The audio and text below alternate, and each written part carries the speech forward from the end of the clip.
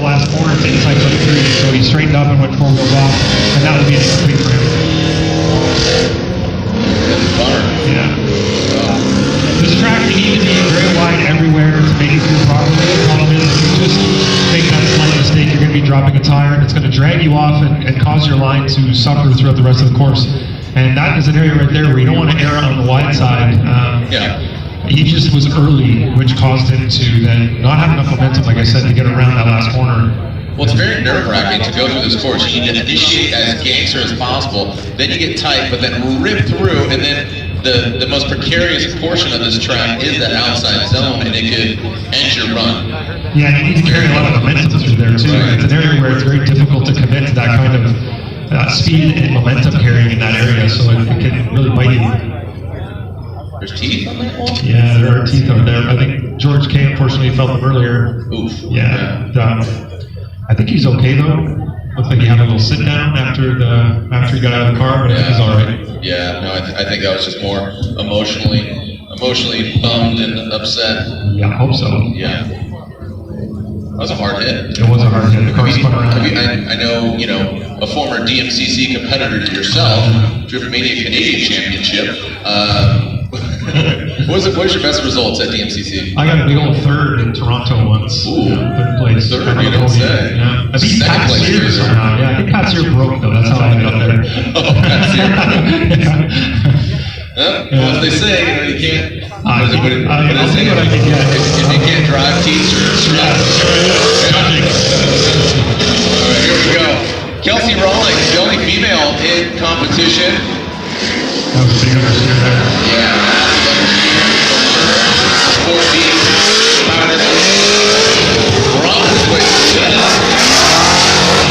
Real floating there.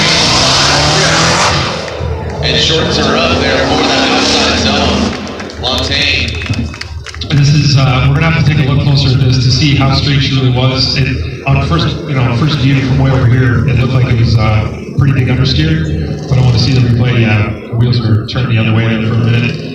So I'll have to confer with my other friends over here, but the rest of the run didn't do too bad through the rest of the track. She was off a little bit on a couple of clips. This outside zone here was missed for the most part. She just kind of got into the latter, maybe 3rd of it, and then ended up pretty close to inside clip number 3 before the finish line, or at the finish line, I should say. So if you watch the front wheels here, she should be at angle right now, but she's actually turning towards the right. Yeah. So it was a pretty significant area there where she was understeering for. So we'll have to see what the other judges feel about it.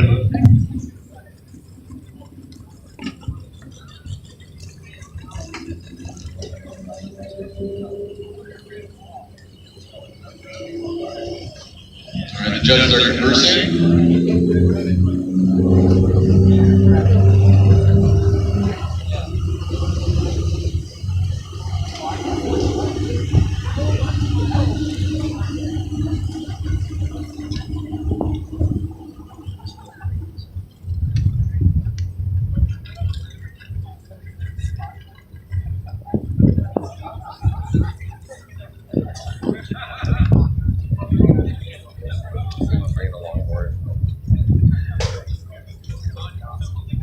All right. Shout out to Jason May. Figured out how to put straps on anymore as a backpack.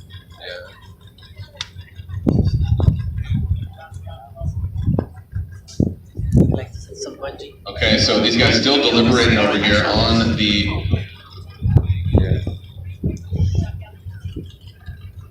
All right, so yeah, let's take another look here at the replay. They're really deliberating here. So initiation here. You can see the outside of the car kind of nose in, back up, and then go back on.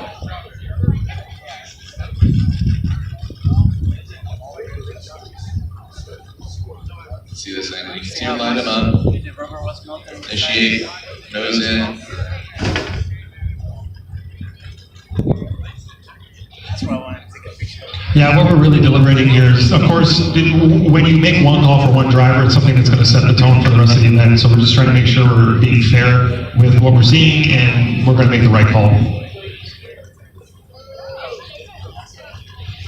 Yeah, it was very, very. The car was straight, but the front was understeer. The question was the car at angle with a bit of understeer? But it was unfortunately the car was at a zero angle at that point in time, and just understeer. So it has to be incomplete.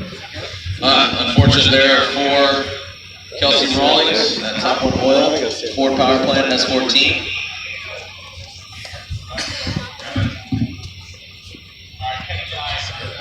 All right, next, Kenrick Meyer, about the third hash mark, winding it up.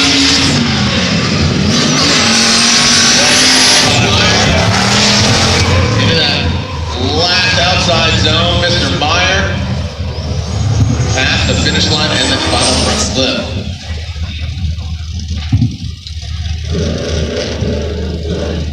All right, so Mohamed Rahimi here. Mass Motorsports, Nissan 350Z comes in wild, guns a-blazing. Using all the course and spinning out. Man, these guys just cannot catch a break. I was talking, you call this the announcer's curse. Both Ryan Sage and I were talking about how well these Pro 2 drivers are doing. Something like this happens.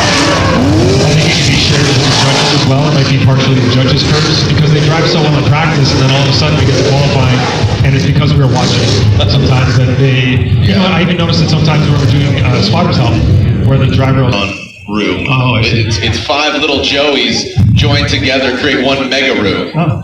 Yeah. Did you see his post recently that he brought a car from somewhere? Yeah. I don't know. What's in the box? It's a big mystery. I'm really curious what is in that box. I think it's the whole country of Australia. Put everybody's in there. Bring him to America. Yeah. All right. Here we go. Josh Robinson in that big Holden Ute, the Commodore. Powering through the power alley, really living up to its name on Nexen tires. See if we can get that big, long truck bed here into the outside zone and brings him around the finish line here for Robinson. When a box says this side up, do they adhere to that down under? It's technically upside down. So Josh on initiation did well, but he was really slow getting back on throttle after he initiated. He was, I think, trying to get the car to slow down enough to get to inside clip 1, which he was successful with. But Sébastien Gauthier. Sébastien Gauthier with l'initiation. His car is bright, you can't miss it. Yeah, retina burning orange as Gauthier comes into naked eye view. I mean, I guess the judge can see the whole track here. A great opportunity. Instant replay, and Gauthier really deep in an outside zone, flying through the course as Gauthier about the third hash mark around that final clip. That transition he did just before outside zone 2 looked great. That was his rate to angle was pretty great. So let's watch outside zone 1. Not a whole lot of angle. Sorry, from initiation inside clip 1. He was off that clip a little bit. Pretty good here through the power alley. And as you see him come by inside clip 2. Off that a little bit, but that transition was really, really good. It may have gone slightly to too much angle, and it slowed him down a little bit. And he filled outside zone 2, but didn't really have the momentum to get him all the way around to the finish line without making a slight correction. But that transition right there, that was a really nice rotation, and he managed to maintain that angle for the most part. But as soon as he got here, he realized he was a little bit tight, so he had to correct somewhat. All right, Sébastien Gauthier waiting for his score. As I was just saying to Ryan, we have 10 more drivers left. Now down to 9. I made a mistake. There are 3 Canadians. Brody Goebel's from Vancouver, so he's from BC. He's up next. Your fellow countryman. I know. 73. And there's Gauthier with a 73. A 73 for Sébastien Gauthier. And Brody Goebel. Brody Goebel. Yeah, Goebel from Vancouver. Yeah. Let's call Seattle North. Yeah. It's very, very similar in terms of the feel, the weather, everything. The scenery, for sure. Yeah, my wife goes crabbing off the coast there. Yeah, they have Dungeness and Red Rock crab up there. Delicious stuff. And what's odd Now I'm to hungry. us, I live on the East Coast, you're not allowed to fish any seafood at all without a very serious and expensive license. But on the West Coast, you can get a license. Oh, really? At a corner store, basically, you can go fishing. So anybody can go do that, which is really nice.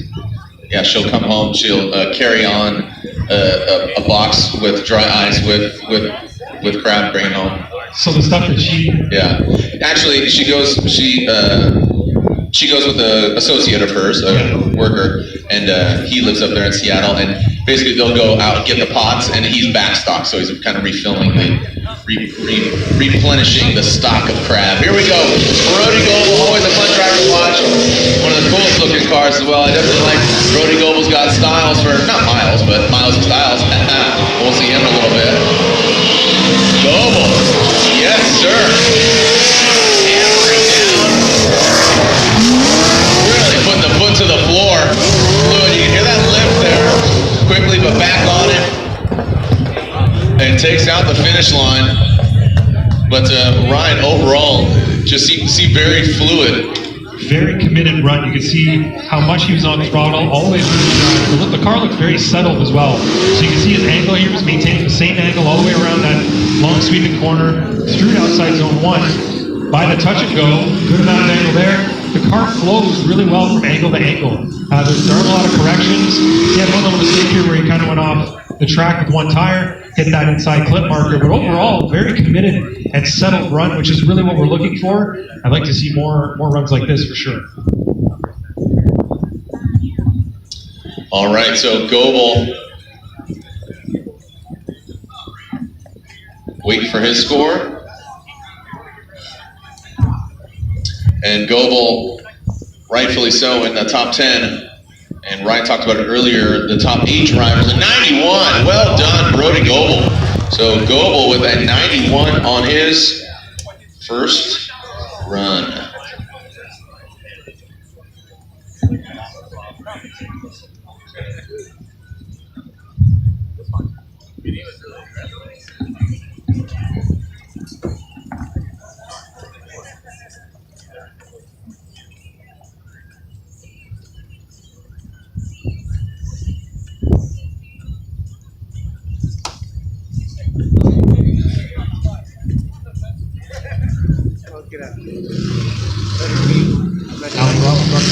All right, thank you, sir. Alec Robbins, yes, sir, from Minnesota, throws it in.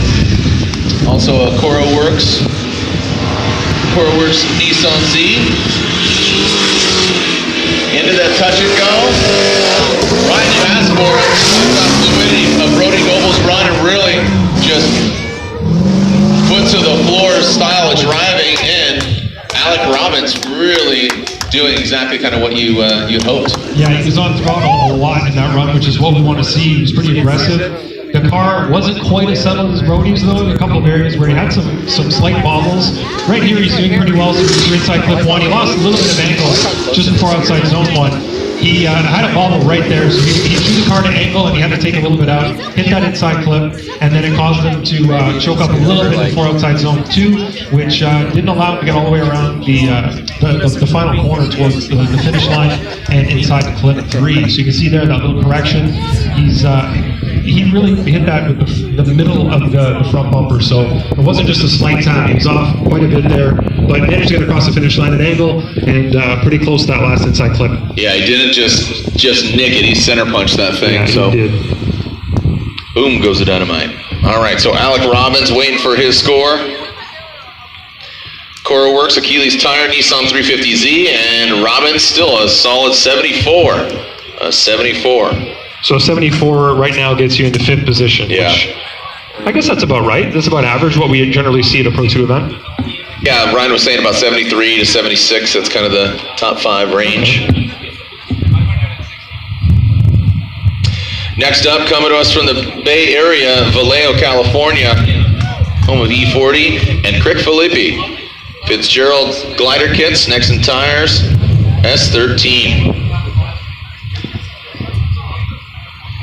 I know at St. Louis, him and his whole team were having a blast, just having a lot of fun, just happy to be out there, and the car just is getting better and better with every round. Definitely got a big heart. His heart is all in it. So here we go. Here we go, Crick. from Vallejo, California, initiates. Good rate to angle, massive angle there. You can see him countered and really no correction from him. Wow. Well executed by Crick, drops that back bumper, and that's nicking it with your front left corner. But seems that he gains a lot of grip and unfortunately doesn't make it all the way to outside zone, but Crick really just, again, another very fast driver. Yeah, he's taking that aggressive paint job and really throwing it down with it on the track. So you can see he gets the angle pretty well. Like you said, maintained a great amount of angle through that first corner to inside clip 1, all the way through to outside zone 1. On his transition, kind of had a controlled transition there. He really didn't let the car rotate super aggressively, and he lifted maybe a little bit too early and a little bit too long coming to outside zone 2, and it caused him to miss it. He, like you said, gripped up too much, and the car wasn't able to float all the way out. He kept it on the track all the way through the touch and go area, but it was right in this area. He lifted a little bit too aggressively, didn't have the momentum to fill outside zone 2, and then went quite a bit inside before inside clip 3 in the finish line. You can see it coming, so you can see it on the screen. Warming up his tires in that burnout box, Riley Sexsmith. Oh, there's another Canadian. That is our third Canadian. Yeah, that would be him right there. And there's Crick with a 74. A 74 for Crick Filippi. So a lot of 69s and 74s being given out here today. It's funny how it goes. We generally end up with some popular totals somehow, even though we're giving our individual scores. Well, it's all fixed, right? Oh boy, here we go again. Sticking to the script. Conspiracy theory. Yeah. Input X-Files soundtrack. Here we go. This is Riley Sexsmith, 2JZ, Toyota 86, NV Auto. Past the first front clip, about the 2.5 hash mark. Outside zone. Really whiz banging his way through that power alley, but forgoes that front clip, inside clip, but dials it in on the outside zone, and then crosses the finish line as Riley Sexsmith. Another Canadian, another fellow Canadian there for you, Ryan. Yeah, Riley today, even in practice, I haven't seen the performance from Riley today that I'm accustomed to seeing from him. He's driving very aggressively. He's just not as precise as I've seen him in the past. You can see there he's off inside clip 1. He drops the tire on outside zone, or sorry, touch and go area, which causes him to miss the inside clip number 2. He does pretty well on outside zone 2, though. He gets all the way out there and fills it fully and pretty tight on 3. So a couple of little errors throughout the course, a couple of things. He had a bit of a lift there just before inside clip 1. I guess he was trying to get the car to grip up a little bit so we get inside to that inside clip, but still went a little bit wide on it. Punts that cone out of the way. Our crew's getting the track back up to snuff as Andy Haley, long time, it's funny, I was looking at the points earlier today, and it says Andy Haley is a rookie in the Pro 2 Championship, but I guess that's just because he hasn't seen competition in some time, but he is no stranger to Formula Drift. 79, so Sexsmith, look at that real beard. I just wanted, you said you were cold earlier, you get cozy in that thing. Looks like a bird's nest on his face, looks amazing. Very neatly coiffed. Oh. We were talking about that. I was talking about that in England at Drift Shifters, the other announcer. How many French figures of speech we actually utilize? Oh. I mean, is that passe? Here we go. Andy Haley, and what I like to call one of the prettiest cars out here. So out of the gate, Andy, you saw him try to correct and wrap around that first front clip. Interesting. Oh, yeah. I was actually right when he locked up his back wheel. Kind of saw some wheel hop there from that back left. Don't know if suspension or if I just kind of imagined it, but unfortunately for Andy Haley, that's going to be an incomplete. He is currently sitting fifth in the overall championship. Yeah, as you can see, as he's driving up to the initiation point, he had good speed coming in. His initiation was okay. Everything looked great. Then he over-rotated the car and had to really slow down a lot to not spin out, and that caused him to really lose momentum throughout the course. At this point, I'm not sure if it's a mechanical issue or a misshift or something that happened there. It looked like he was back online, and he could have made it around that corner by inside clip 2, so I'm not sure what occurred there. It looks like it may have been some kind of mechanical malfunction that caused him to not be able to complete the course.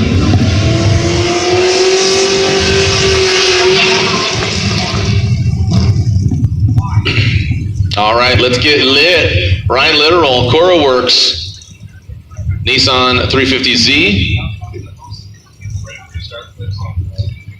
From the 909 Riverside, California. Nexon Tires, Enos Oil, Organics, E-Liquids. Ooh, that's Oh not good. man, Oshevitz. Something broke there as he went to initiate. It sounded like a clutch kick. He likes to get the car to angle man. in the opposite direction before he does initiate, and it looks like something snapped, and he wasn't even able to get it to rotate to the proper angle before whatever it was broke. So he's now coasting through the rest of the track. I guess we'll have to get a tow out there to get him. It's not My the engine goodness. because it's still running, so it must be either transmission or differential. Well, I know they just put in a clutch right before this, and was talking to his spotter, Greg, and he was saying that they're putting a clutch, everything's good, don't want to overdo it. When we do, usually it breaks, and right now, just, yeah, it's all your fault, Greg. Get to work. Greg with 3 G's. All right, so we'll get Ryan Literal off. Looks like he's coming to a halt, and we will get him off the course. So now's a good opportunity. If you haven't already, download the app, the Formula Drift app, which has live scoring alerts and stats, exclusive FD content, breaking news alerts, notifications, access to the free live stream, ability to buy tickets, fan rewards program, which I know Ryan Sage sends out a lot of cool stuff for all the fans, exclusive games and contests, and special video features. Download it now, the Formula Drift app. Also, you can win a free set of wheels. Tag a photo of you watching this weekend's event, hashtag FD Drifts, hashtag FDDRIFZ, and enter to win a free set of Drifts wheels as run by Aramis Oribashis.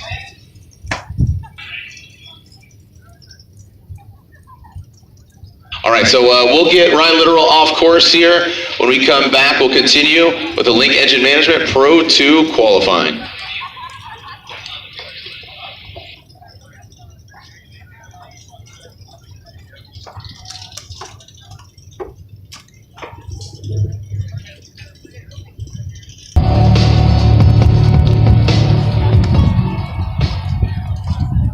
Every one of us starts out as a wide. It is good for everything else.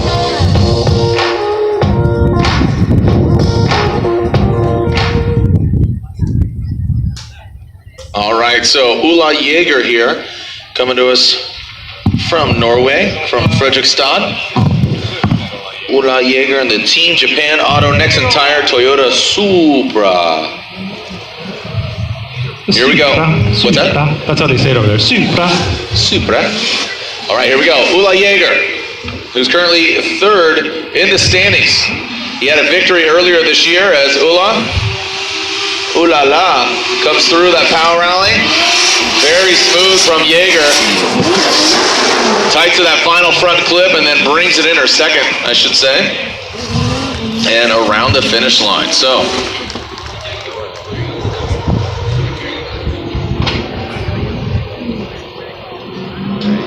That's what I wanted to see. Pretty good looking run here, Jared. Good initiation. The angle he was carrying throughout, or the first corner to inside clip 1, really smooth. Filled outside zone 2, inside zone 1 really well. The only thing I saw was his rotation was a little bit slow going to outside zone 2. Could have been a little bit more dynamic. Could have been a little quicker. Could have a little bit. The rotation could have been faster. But overall, did a really good job. Kept it pretty clean. He missed inside clip 1. He was off a little bit on 2. But overall, pretty smooth run, pretty clean, and should give him a pretty decent score, I think. man, you're just real judgy right now. I'm Why very are you so judgy? Sometimes we're kind of hard on the drivers, but just giving it, straight up. I'm not I'm trying to kidding. be insulting, but it was more of a joke. I know. Sometimes people get a little offended, though, but just being real here. Real in the feel. Real. All right, so Jaeger. What was that score there? That was 83. 83, thank you very much. Yeah. Literal had that incomplete run, so right now, currently second in points, the dozer, Dylan Hughes. DU, NOS Energy Drink, Advanced Auto Parts, S13.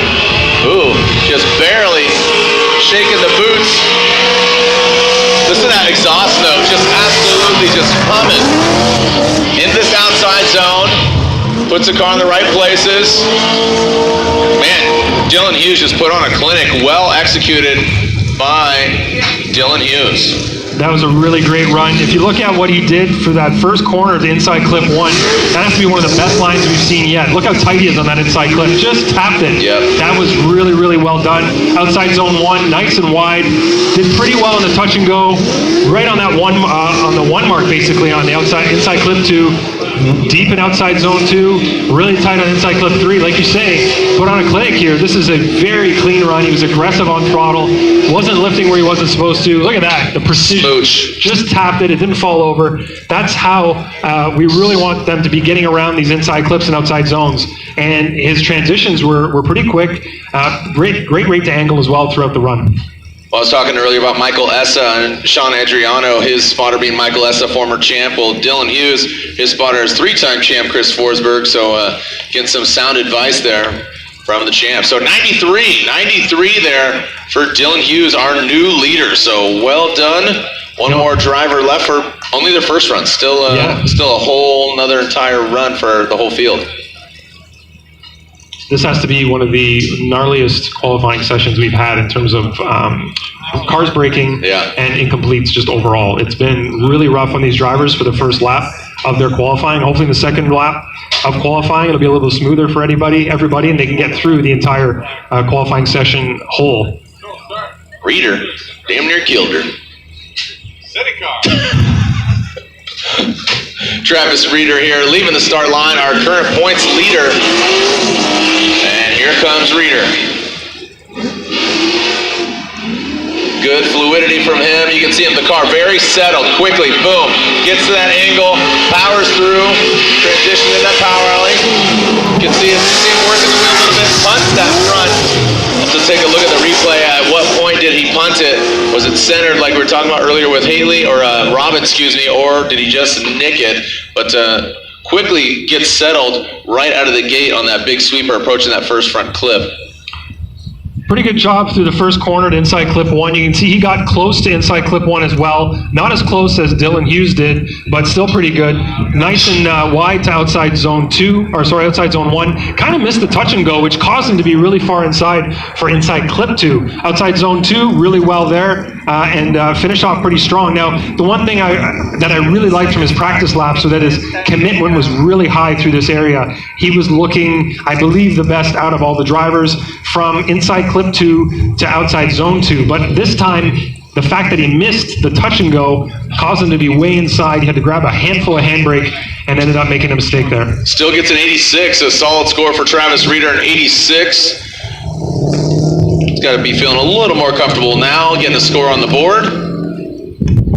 All right, so Stefan, you can see the Camaro, column 5. Okay, so Stefan Sajic, who is from Serbia, Belgrade, Serbia. He has the Power Stop Drift Team Camaro, formerly campaigned by Tyler McCory. He has called the competition timeout, so he has 5 minutes allotted.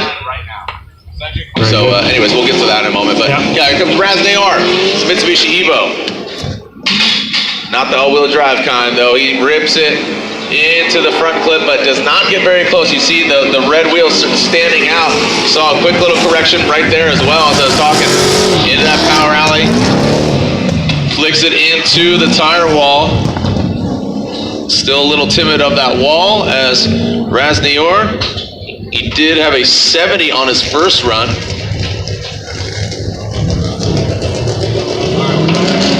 Looking at his initiation, he got to angle, he went really wide on his line here and had to slow down. He had a big decel area there, which really doesn't fit into that area. He was off of outside zone 1, did okay on the touch and go, but his car never really looked settled throughout the run. You can see there's going to be a correction here as well, as his line was a little too tight. He didn't have the momentum to get himself around that corner and get to the finish line on the right line. And of course, that inside clip 3 is right at the finish line. So a couple of errors were made by him throughout the run. Commitment isn't going to be very high. The fluidity has some issues there with the rotation of the car. Drift car. So even for Pro 2, the level is higher than Pro was 4 years ago. Totally. All right, well, great to see Stefan out here. Throwing it. Oh, and that's going to be a correction and throws it into the dirt. Stefan Sajic, unfortunately, spins out. And that will be the end of his weekend, unfortunately for him. and this Power Stop Zima Motorsports Chevrolet Camaro. So run 1 did not have a score. That's incorrect. This is the second run, so those are both incompletes.